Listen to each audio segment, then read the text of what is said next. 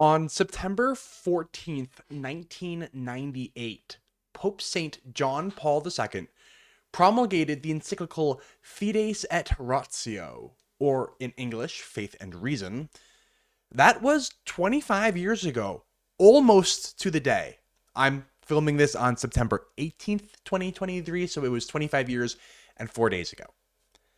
Seeing as how this encyclical was written after Vatican II, I actually didn't hear too much about it growing up. But over the past year, ever since I decided to start publicly sharing my, religious and philosophical thoughts on the internet, Fides and Ratio is probably the encyclical that I hear the most about. Sometimes I hear Fides and Ratio in response to my positivism. Positivism is a philosophical school that holds that all genuine knowledge is either true by definition or positive, meaning a posteriori facts derived by reason and logic from sensory experience. Other ways of knowing, such as intuition, introspection, or religious faith, are rejected or considered meaningless. We'll revisit whether or not I am a positivist, but for now, contrast positivism with the opening line of Fides and Ratio. My venerable brother bishops, health and the apostolic blessing. Faith and reason are like two wings on which the human spirit rises to the contemplation of truth. So I think it's safe to say that Pope St. John Paul II was not a positivist. So who's right? The positivists or the anti-positivists? Where do modern thinkers land? Where do I land? Let's struggle out loud together.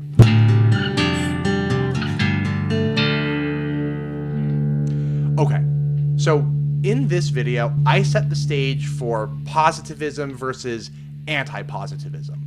You can think about positivism like scientism, which is the word that I think apologists and the apologetics sphere seems to prefer over positivism. Eric Hernandez is a popular non-Catholic Christian apologist, and his recent book, The Lazy Approach to Evangelism, has a chapter 14, called Responding to Scientism. It starts by saying, recall that scientism is essentially an epistemic position that sees science as the best or only way to obtain knowledge about reality. If something cannot be tested scientifically, then it either cannot be known or cannot be true. That seems close enough for me. So for the rest of this video, I may use positivism and scientism interchangeably.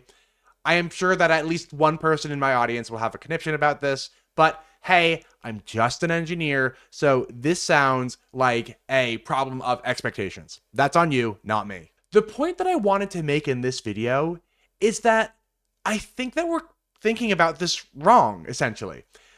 I think that positivism, anti-positivism, scientism, all of that is more or less a moot point at this time in history.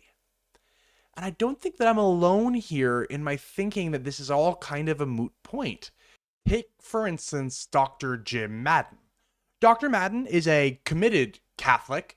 He is a professor at Benedictine, and he's been on my show a few times now, but he did cancel out the sin of being on my show by appearing on Pat Flynn's Philosophy for the People more times than I can count. So he is still a Catholic in good standing, even though he's appeared on my show.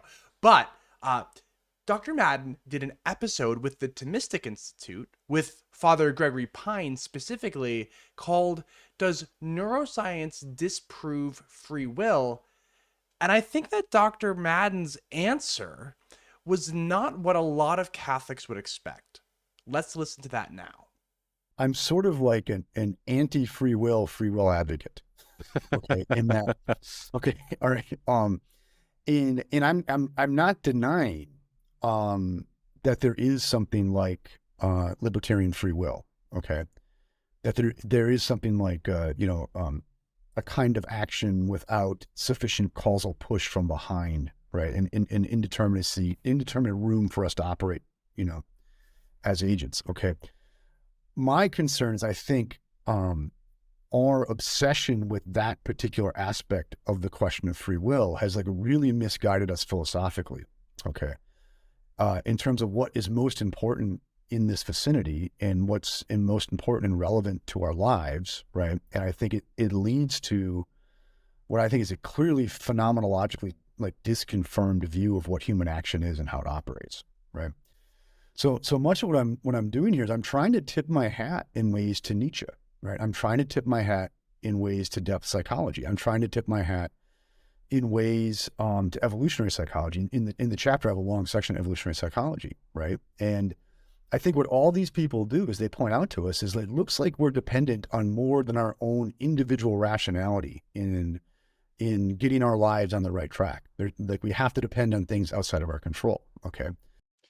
Dr. Madden mentioned that science, in particular, he mentioned psychology, points us in this direction of thinking that our minds aren't what we thought that they were.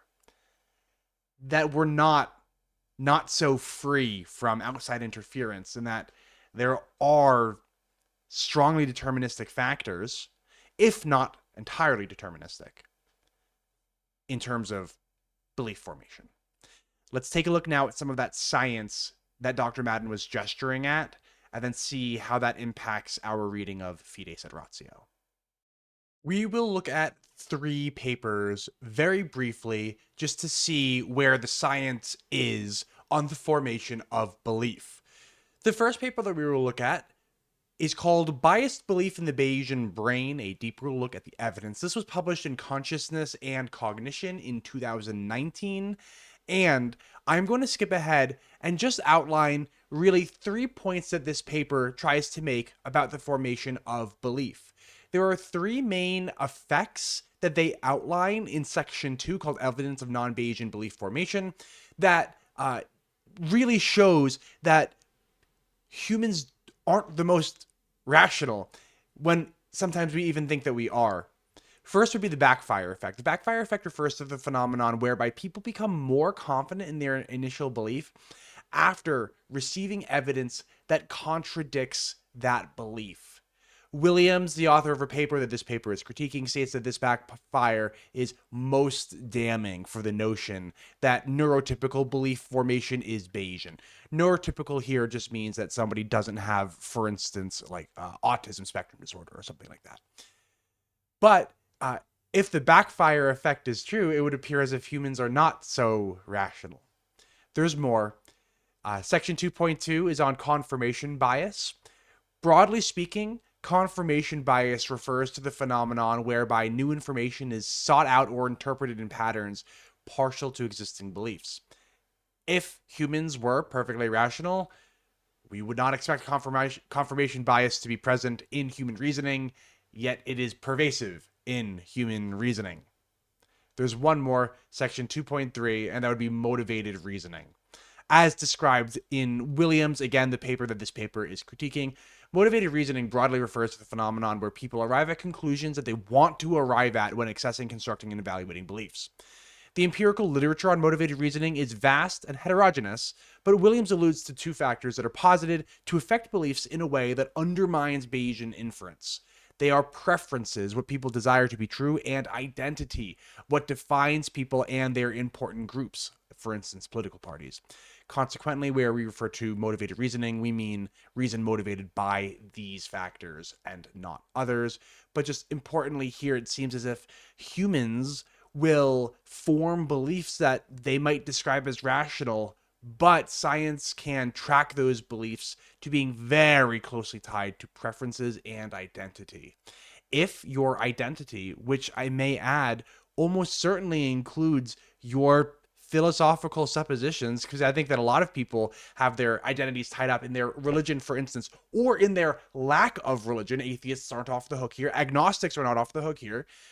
That identity is informing your beliefs. Humans are not as rational as we like to think that we are. The next paper that we'll look at is called Experiments on Belief Formation in Networks, published at Lund University and the University of Essex and the University of Erlangen-Nuremberg in 2018. This paper studied belief formation in social networks. There had been a model called the Degut model that essentially said that humans are naive to what the network thinks. So we don't believe something just because somebody else believes it. We don't believe it just because a lot of people believe it. Well, this paper argues that that's false. This paper did a study that found that it was inconsistent with the widely used naive model, the Degut model. We find that participants do indeed take network structures into account when updating beliefs.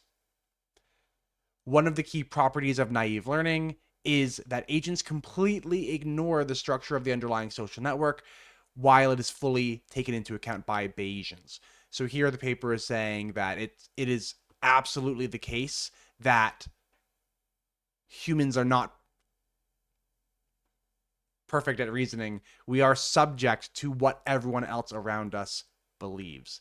And if that's the case, if what the people around us believe impacts what we believe, then we're not entirely free, and I'll argue we're not actually free at all, to form these beliefs. One more paper, trying to keep this video shorter.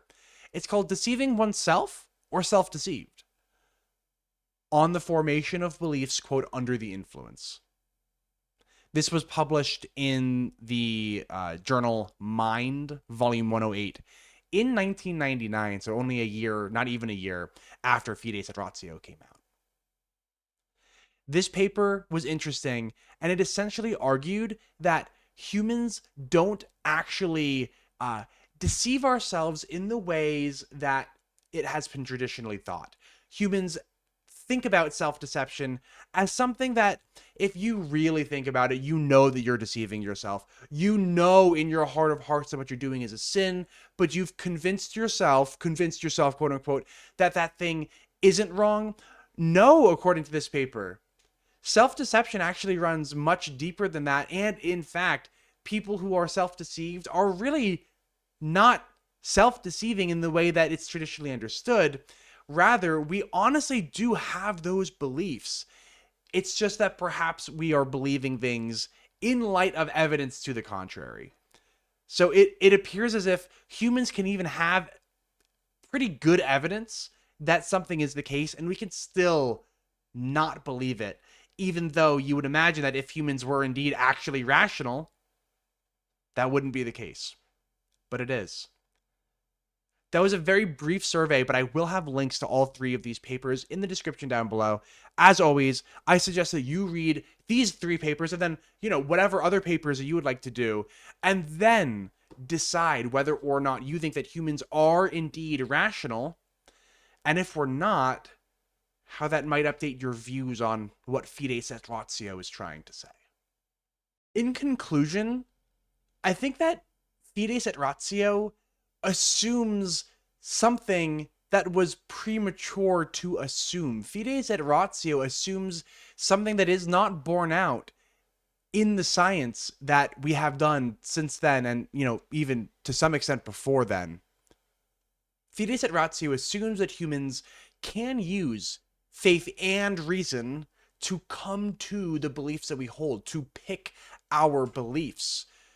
But I don't think that that's the case. I think that modern science, since 1998 and before, has shown that we don't pick our beliefs using faith or using reason. We believe whatever we believe. That's kind of that. That's how human cognition works. And that might be super uncomfortable. But sometimes pursuing truth at all costs is really uncomfortable. Thanks, everybody.